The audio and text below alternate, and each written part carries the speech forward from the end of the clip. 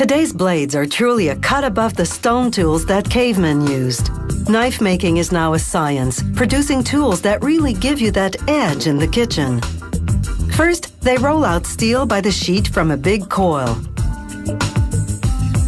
Then, this machine called a press cuts out the blades with a punch. And it really does pack a punch.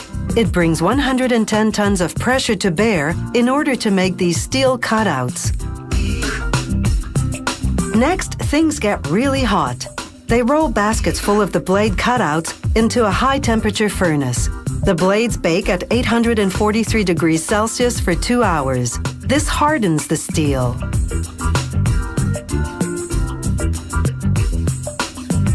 Out of the fire and into the freezer.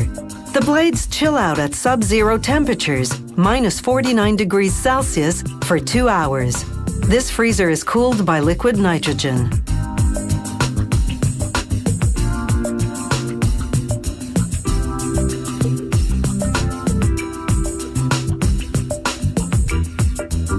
Now we have what they call cold hard steel.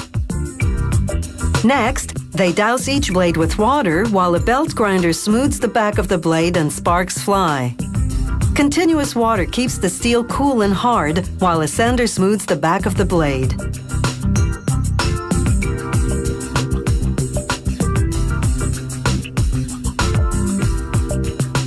Now a robot moves in. This robotic arm has vacuum grippers like an octopus. It picks up a blade by suctioning. Then it transports it to a grinding machine. The machine grinds the blade to give it that cutting edge. Water flows continuously through the grinder, again to keep the steel cool.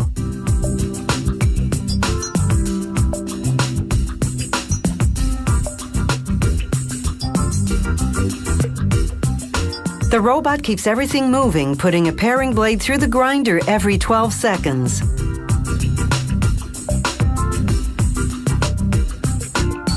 The automated process for this bigger blade is a bit different.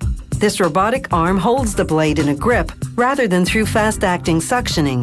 That's because it takes more time to grind this big blade called a cook's knife. So this arm holds onto this blade a few seconds longer. But if this makes you nervous, relax. The robot doesn't have a habit of dropping them. Some blades require a personal touch, like this Chinese chef's knife used for chopping veggies. The worker runs the blade over the grinding stone very carefully. This gives it a very thin edge.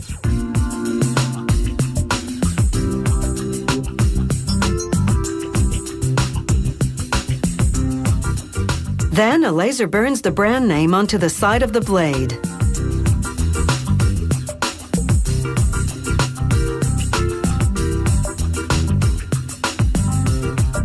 Next, a piece of wood goes into a clamp, and a router shaves it into the shape of a handle.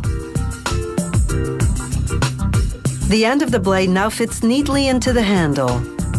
A worker clamps the knife onto a riveting machine. Those things that look like bullets on an ammunition belt are actually the rivets. The machine forces the rivets into the handle from both sides. The rivets lock together inside the handle so they can never be taken apart. Rivets are forever. Now they grind down any protruding steel from the handle. This makes the wood flush with the steel from the blade. The piece of metal that extends into the handle is called the tang. It gives the knife weight and balance. Finally, they hone the knife between two stone grinding wheels. With this kind of an edge, these knives will slice paper. But these knives will do their best work on the cutting board, where they'll make the cook's life easier